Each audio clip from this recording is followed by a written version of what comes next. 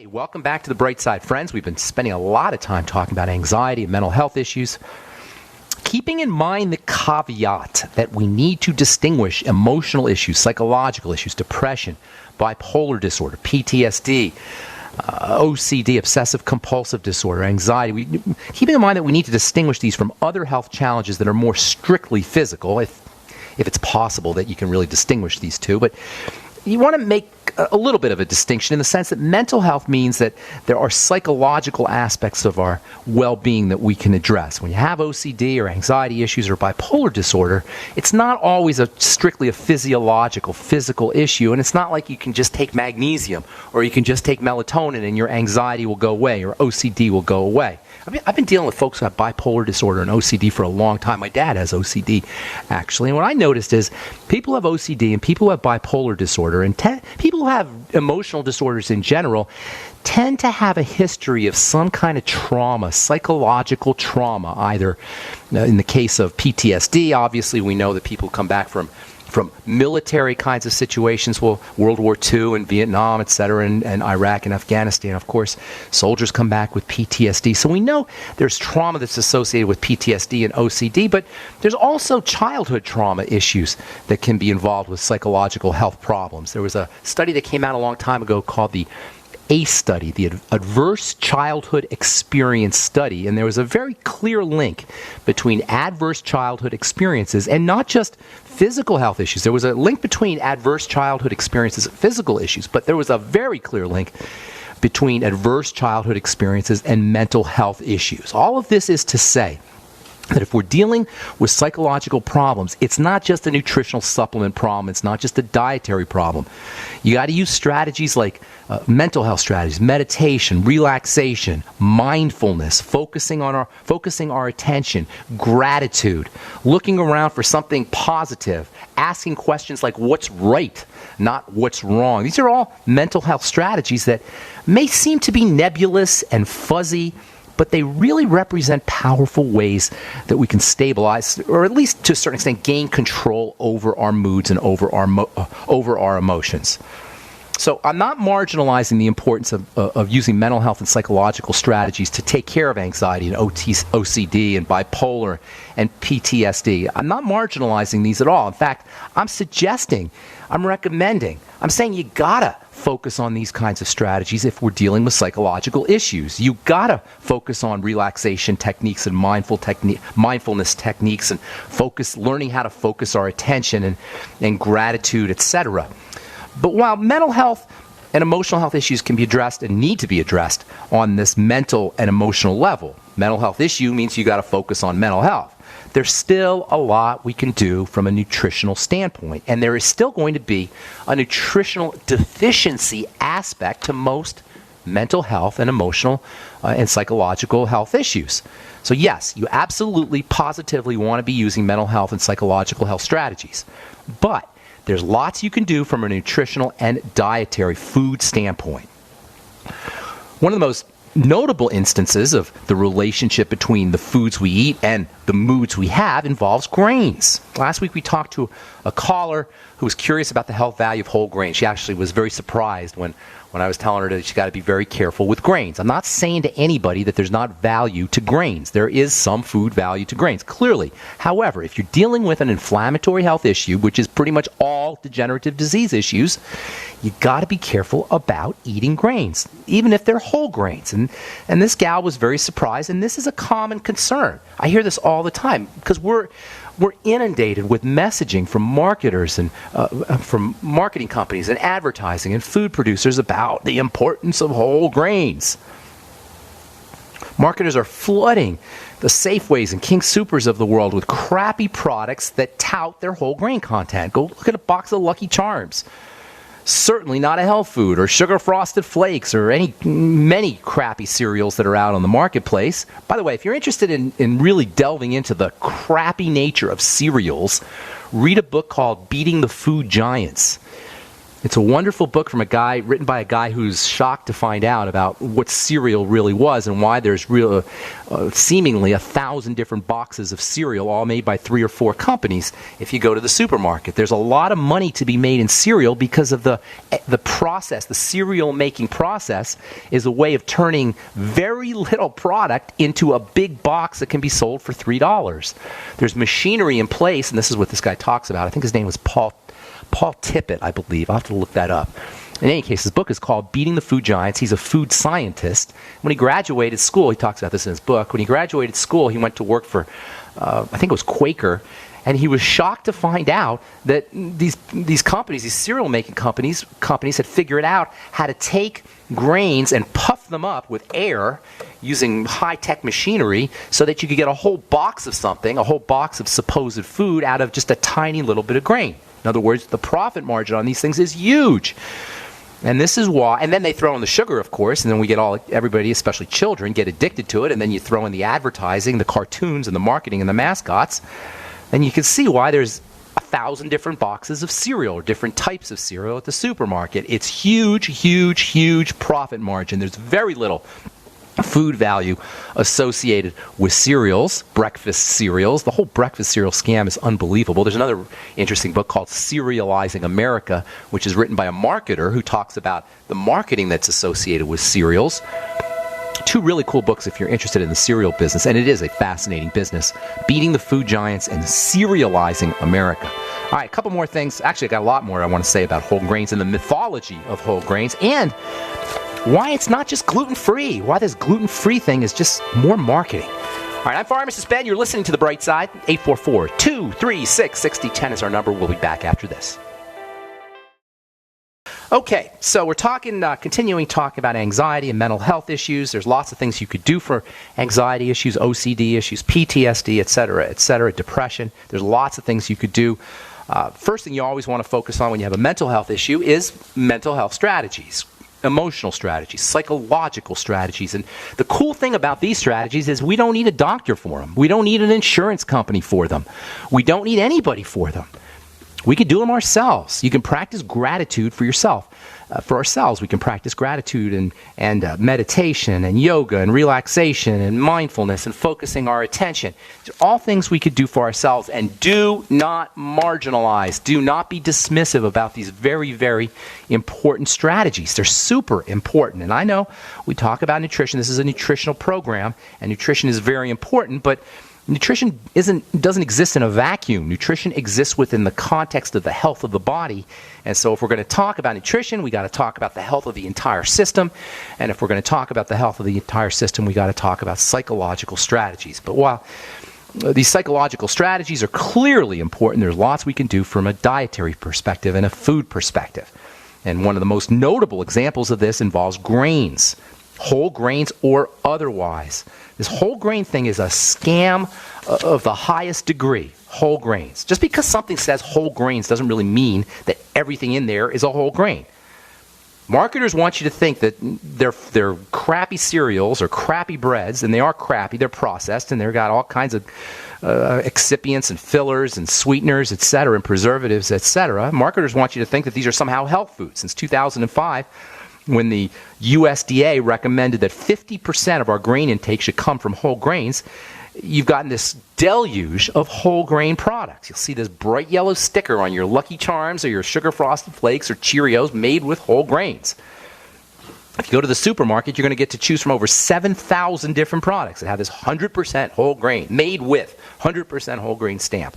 And if you believe the government and you believe advertising, it's easy to see how we can be misled, because the government tells us you got to eat whole grains, and the advertisers tell us that whole grains are somehow good for us. There's so many problems associated with grains, whole or otherwise. There's so many health issues associated, health problems, health crises that are linked to excess ingestion of these kinds of foods. It's hard to know where to begin. And I'm not even talking about gluten. Gluten is so played out. Gluten has become such a marketing cliche, as bad as it is. You can eat your gluten-free brownies all you want, but you're still going to be contacting your body. Your body is still going to be interfacing with lots of crapola that's in grains. For one thing, grains contain a particularly nasty compound called WGA. That stands for wheat germ agglutinin. Agglutinin means, just like the word sounds, it's one of those words that kind of sounds like what it is. It globs up your blood. An agglutinin globs up the blood. Remember, we talked about this a lot. The blood, one of the ways that the body protects itself from hemorrhaging is by clotting the blood. So blood clotting and distress go hand in hand. Well, wheat germ agglutinin clots the blood. Why? Because it tells the body there's an emergency. It's a toxin. It's a poison. And one of the responses to these kinds of poisons is a clotting up of the blood. WGA is a protective, or induces a protective mechanism, blood clotting. WGA is actually technically called a lectin. And for the life of me, I cannot understand why we don't hear more about the health issues associated with lectins. We've talked about this a lot on the bright side. Lectins are found throughout the plant world. They're found throughout the plant and animal kingdom, but they're especially found in plants. They're defensive compounds. They're ways plants protect themselves from animals. Remember, it's a jungle out there. Plants are protecting themselves from animals, just like animals are protecting themselves from animals. And one of the ways the grains and the seeds and the vegetables protect themselves is by producing these toxic compounds like WGA. WGA, wheat germ agglutinin, can wreak havoc on all kinds of systems in the body. And I'm talking about WGA in whole grains or otherwise. WGA is going to be in your gluten-free grains or gluten-free grain products. WGA, wheat germ agglutinin, is found in lots of grains. It's not just found in wheat, but it's especially, or at least it was first discovered in wheat. It protects it, as I say, it's a protective chemical. It protects the grain from being eaten by insects and microbes and animals and humans. WGA's effects on the human body include deactivating or interfering with glucosamine. Glucosamine is a primary building block for joints, especially for joints. We hear about it all the time, but also for the circulatory system, for blood vessels, especially blood vessels in the brain.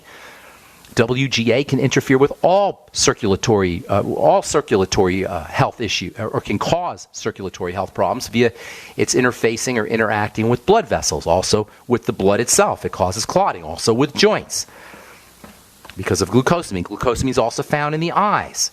Pretty much anywhere you have glucosamine in the body, you can have this WGA interference. Thus, the the well-known arthritis-inducing effects of wheat and grains. And folks, that's gluten-free. This is why I'm always so skeptical of when I hear people say, well, I'm gluten-free, but I still have my arthritis. Well, yeah, because there's lots of things that are found in grains, not just gluten. Gluten is obviously problematic, but there's lots of things that are found in grains, which at the end of the day are seeds, which at the end of the day are not supposed to be eaten, at least in the opinion of a plant. Seeds are not supposed to be eaten. Seeds are supposed to be grown. Anyway, we'll continue this discussion when we come back from our break and take your phone calls as well. Got some lines open for you. 844-236-6010 is our number. Okay, we are back on the bright side. I am Pharmacist Ben. 844-236-6010 is our number. Have not forgotten about nitrates and nitric oxide. We're going to continue talking about that. There's an important link between nitric oxide, the inflammatory gas hormone, and anxiety issues and mental health issues. And there's also, there's some controversy around nitrates and nitrites. I've been talking, at least I mentioned a couple times last week, about the food value, the health value of nitrates and nitrites, and this is in contradistinction to a lot of the information out about nitrates and nitrites being associated with cancer. I actually got an email from somebody yesterday who wanted me to address that.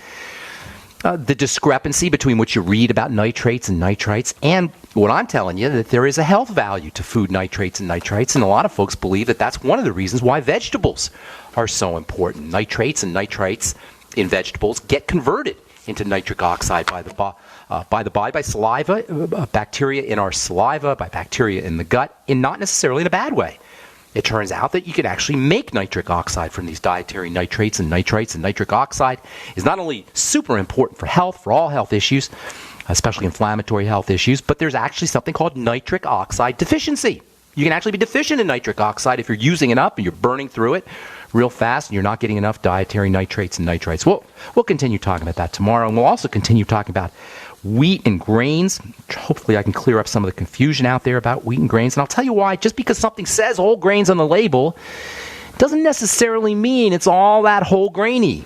There's lots of scams associated with labels, and when you're reading labels, and I'm telling you this, somebody's been in the skincare business for many years. When you're reading label, when you're making a choice on what kind of products to use, whether it's skincare products, topical or edible products, cereals and foods, you want to be an ingredient reader, not just a label reader, but an ingredient reader. There's lots of copy, marketing verbiage that doesn't necessarily all the time match up with the ingredient decks. So you got to learn to read ingredient decks. I've been teaching a class in the skincare world about reading ingredient decks. There's so much scammery.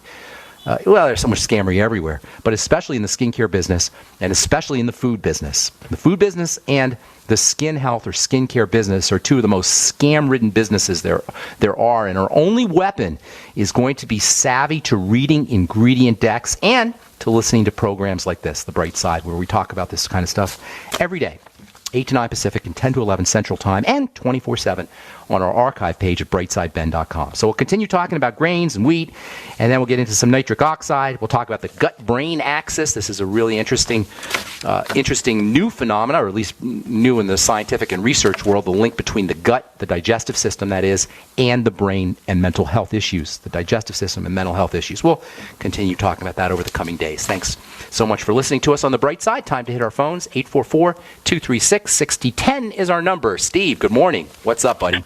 Oh, hello there. Once again, yes, good morning. We had a couple questions. One was about magnesium in the liquid form. We've been trying to look around for some good sources for, to try it in the liquid form. Get yourself a Vitamix. Get a Vitamix, Steve. Do veggie juices. That's the best way to get your magnesium in a liquid form. Green veggie juices. I'm sure that's not what you meant, though. That was just as an aside. Continue, my friend.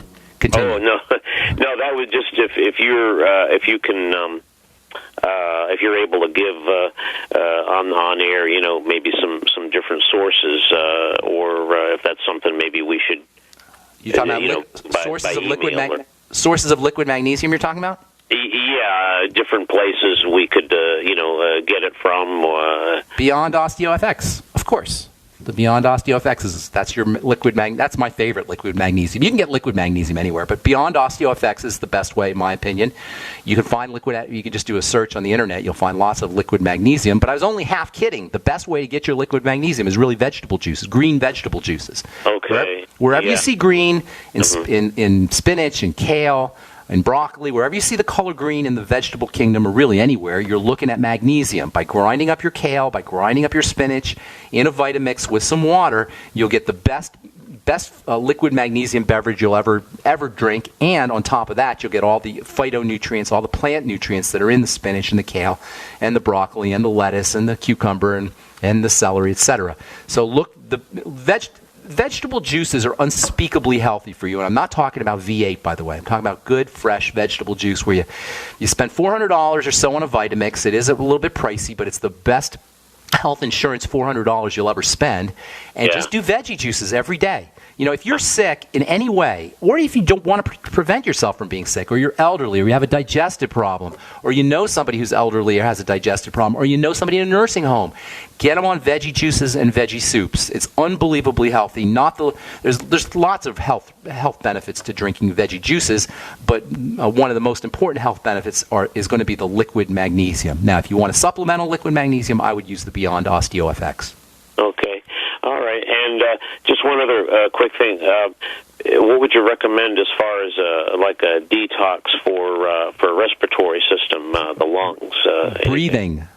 I know that sounds silly, but that's the best way to detox for the lungs, exhaling. And when I talk about deep breathing, obviously everybody knows that breathing is a cyclical process, inhaling and exhaling. It's the exhale where all the good stuff happens. Well, I don't want to say that, but the exhale is very important and sometimes misunderstood or underappreciated. So practicing the exhale, that's when you're blowing off acid, that's when you're blowing off carbon dioxide, and that's where you're activating the parasympathetic or the relaxation nervous system. So doing your deep breathing where you're exhaling a little bit more than inhaling is the absolute finest way to detox in general.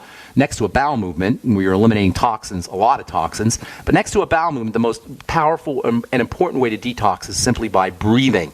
And that's why I'm always saying it's not that expensive to be healthy. You don't need to spend a lot of money. A little bit on a nutritional supplement program, but you'll find you're eating less, so it's kind of a wash there. Making sure you're practicing your deep breathing techniques, making sure you're using all these mental health strategies that we talk about all the time, restricting your intake of refined sugars. These are all cheap, almost free, some of them are free, strategies that we can use to improve our health. If you want to detox your lungs, exhale. Practice your deep breathing. As a reminder, what part of that cycle is the more rapid one? Is it the exhale? The exhale. That's where you'll notice the most rapid benefits is on the exhale. And you can do this especially, one of the major signs of an activated stress nervous system is constipation. Okay? And constipation is like an epidemic. And based on my experience. So you can experience the power, the relaxing power, the parasympathetic activating power of an exhalation if you're having difficulties evacuating a bowel movement, if you're constipated.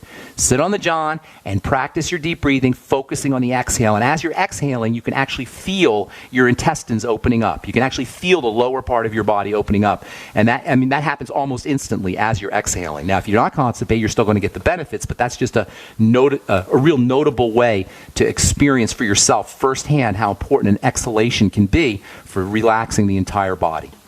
Okay? Yeah. Okay, well, thanks a lot. Thank you, Steve. God bless. Have a beautiful day. All right, Brian in Texas, what's up? Welcome to the bright side, my man. Hello? Hey, Brian. What's up? How you doing? Hey. Yeah, can you hear me? Yes. I've been listening to your show for a while, man. I really love the way you approach health through the digestive system. I'm also in the fitness world, so I live that way a lot too. Are you a weightlifter? Well, I'm a trainer. I train outdoor high-intensity boot campers. Oh, nice. Hey, I got 10 seconds to the break. Hang tight, Brian, okay? We'll get you when we come up. Hang on. I'm Pharmacist Ben. You're listening to The Bright Side. 844-236-6010 is our number. We'll be back right after this. Don't go away.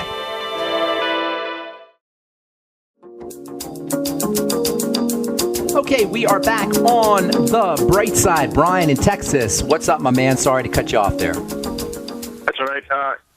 I've been wanting to call for a while, so I have like a bunch of questions for you. But I've been listening to you talk about a lot about the fasting and stuff like that, and I've been kind of tinkering with it. I've actually lost like 30 pounds. Wow. Since October. Wow. Doing a lot of fasting and stuff like that. Nice. And I'm curious to know, like, how often is it okay to skip like a day of eating or to like really go low calories, especially if you're training? If you're training, it's very important. Read this guy, Ori Hofmeckler. He talks a lot about training and muscle building and intermittent fasting. Read The Warrior's Diet, a great book about for bodybuilders and weightlifters. It turns out intermittent fasting is a wonderful way to cut up, to get definition. And there's really no answer to that question, Brian. The less you eat, the better off you're going to be, as long as you get your nutrition. That's important. You got to make sure you're getting your Mighty 90 essential nutrients. Calories represent work. Represent something that the body has to do. If the body is spending its energy or its resources digesting food or processing calories, those are going to be resources that the body does not have available for healing and for wellness and for health. So the less work your body has to do processing calories, the more efficient it's going to be in terms of healing and health and wellness and longevity and anti-aging. So what you're looking to do is restrict your calories while you're making sure you get enough nutrients. Technically, that's called the CRAN diet or the CRAN diet, calorie restriction with adequate or optimum nutrition. As far as completely doing your fasting goes, once a week is not a bad idea. Twice a week even. Once every couple of weeks is not a bad idea. And by the way, I keep getting this question. I got a question yesterday, and I keep getting this. When you're fasting, it doesn't really matter if you do your supplements when you're fasting. You can do them, you can not do them. It's not going to make that big a difference if you take your supplements while you fast or you miss a day with your supplements, as long as you get them in the next day. As far as your question goes, how often, it doesn't really matter. Once a week, twice a week, even if you were to fast 3 times a week. You want to make sure, however, that you're not starving of nutrients. Most of us are not going to have to worry about calories. There's plenty of calories around. It's the nutrients, the vitamins and the minerals, the so-called Mighty 90 nutrients that you really want to focus on. When we talk about intermittent fasting, we're not necessarily talking about fasting from nutrition. We're talking about fasting from calories, which at the end of the day represent work to the body. It's giving the body a holiday, a food holiday. Okay, that makes sense. And then I always do a really big green. I usually do 2 green smoothies a day, so I think Nice. I get enough of my nutrients. So, Okay. and then the other thing, I have asthma, and so it makes my running suffers real bad from my asthma. And I know you always talk about like natural ways. I use an inhaler that only helps me right before my run. It never helps. No long-term effect. Is there any way I can eat? Yes. If you have asthma, that's a sign that the body is in a defensive posture. Asthma represents the body protecting itself. And so you want to look at what the body's protecting itself from. Exercise can represent a stress on the body, and so that can induce asthma. It's called exercise-induced asthma, as I'm sure you know. But usually there's something in the digestive system. Usually it represents some kind of immune system activation, defensive system activation. Look to foods. That's the most likely suspect when it comes to asthma. If you're looking for some good nutrition for asthma, vitamin C, magnesium, vitamin E, something called N-acetylcysteine or NAC, can actually be helpful for in terms of taking care of lung health in general. But I would be looking at something that's getting into the body, that's activating the defensive system or causing a defensive response. Asthma equals defensive response. Okay? Okay. If I can ask you just one more question. Sure. I know you talked a lot about nitric oxide. Yes. So I know a lot of that pre-workout stuff that people take is kind of like junk in it. But if it's a nitric oxide-based one, are those better? Or nitric oxide boosters. Are you talking about nitric oxide boosters, right? Not based. Well, it has nitric oxide in it. It has a lot of caffeine, too, and it has other things that's supposed to help. It says, I know how you talk about labeling right now, so when you read the ingredients sound scary, but then the labeling is like focus and energy and pump and all that stuff. Right, that's marketing. You got to make a distinction. Is all that stuff just garbage? Well, I don't know. You'd have to tell me specifically. I can't give you a blanket statement on that. I never heard of nitric oxide literally in a supplement, though. I think you're talking about nitric oxide boosters, and usually, because it's like, have you ever heard of NO Explode? That's like nitric oxide. It's a booster. Yeah, it's a booster. Most of these involve the amino acid arginine. And arginine is a spectacularly important amino acid, especially for bodybuilders, and not the least of which, for a lot of reasons, but not the least of which is the fact that arginine's a precursor. It gets converted into nitric oxide. You want to save some money? Get yourself some arginine. Make sure you're doing about 1 gram or 2 of it every day. All bodybuilders should be doing arginine, in my opinion. In fact, everybody. If you're interested in anti-aging, you're not going to get arginine in a lot of foods unless you're eating a lot of meat or high-protein foods, and it's cheap enough and it's easy enough to supplement with. I would be supplementing with arginine. That's the best way to boost your nitric oxide. But keep listening, Brian, because we're going to be talking a lot about nitric oxide in the coming days. Thanks so much. Thank you, buddy. Thanks for your call, man. Okay, Richard in Texas. Welcome to the Bright Side. Hello, Ben. I'm a first-time caller, but I've listened to your show for a long time and very much appreciate you. Thank you. I would like to suggest, one thing first. I have a friend who's been an alternative, amazing dental tech for a long time. It's into advanced therapies, but she's moved into the maxillofacial field. And moved into what field, Richard? Say that again. She's moved into maxillofacial. Oh, maxillofacial. Okay, got it. Okay, and she's focused on breathing a lot. And one of the things that she is a really strong believer in research is that breathing with your mouth closed and actually your tongue up behind your teeth That's great. is extremely important in terms of not only determining facial structure over time, but also producing nitrous oxide. That's absolutely correct. Absolutely correct. She's a smart woman. First of all, that's 3 very important things. You want to breathe with your mouth closed, always. In through the nose, out through the nose. Mouth is for eating, nose is for breathing. Out through the nose is important, too? In and out through the nose, yes. In and out through the nose. Now, if you need a lot of oxygen, if you're like running a marathon or something, or you just finished running a marathon, you may do some mouth breathing. But for the most part, it's in and out through the nostrils. Mouth is for eating, nose is for breathing. The second thing you just said was really kind of interesting and important is to have your tongue in the back. And actually, you want your tongue kind of contacting the roof of your mouth, especially if you're breathing for relaxation, because there's actually a complex of nerves, of relaxation system or parasympathetic system nerves located in the roof of your mouth. And you know what? Even if you just right now, if you tickle the roof of your mouth with your tongue, you'll notice, if you're paying attention anyway, you'll notice that you've activated a relaxation response just by tickling the roof of your mouth with your tongue. This is a way of activating the parasympathetic nervous system. This is actually a remedy for hiccups. it can be a remedy for hiccups simply by relaxing or activating the relaxation nervous system. And the third thing you said, which was interesting, is the mouth is one of the best ways to get nitric oxide because of bacteria. Bacteria in the mouth actually convert nitrates and nitrates from food into nitric oxide. So once again, those are three wonderful points that your friend brought up. What is your question? Did you have a question for me? Well, thank you. Yes, and I'm glad I brought it up only because you've educated me even more on the subject. And I'm good deal. Yeah, tell your friend. Kudos to your friend, by the way. Tell her I said that. Her name is Carol Vanderstep, and she's been interviewed on Mercola and stuff like that. She's very interesting. She's spot on. Spot on. Anyway, the second thing I wanted to mention is I've listened to a lot of your shows and never really heard as much focus on candida as I would like to see maybe you address. Yeah, I've battled that a long time, and one of the things I learned is, if it's true, is that once it busts out of your gut when you've overdone it, so to speak, the first place it goes is to your pancreas and partially shuts off the insulin valve out of your pancreas. What an evil thing that is! And to support itself, Well, here's the thing. Candida is supposed to, under healthy circumstances, Candida is not an enemy. Candida stays in the gut, and it kind of lives in this balance with bacteria. The problem is, number one, when we drink chlorinated water and fluoridated water, and we take antibiotics or we eat antibiotics in our fish and our dairy, etc., these are all ways that we can kill off the gut bacteria. If we're not breastfed long enough, if we've got problems with birth, if we were born cesarean, etc., these are all ways, all causes of dysbiosis or messed up gut bacteria. Well, and of course, there's the sugar in the grains, like you've been focusing on. All of that tends to throw off the ecosystem in the digestive tract, in the gut, and then the candida overgrow. Once that happens, then you're off to the races. Sugar, then the excess ingestion of sugar really feeds the candida. If you have leaky gut, the candida gets into the blood. And the reason I don't talk about candida so much is because it's a secondary problem. It's not a primary problem.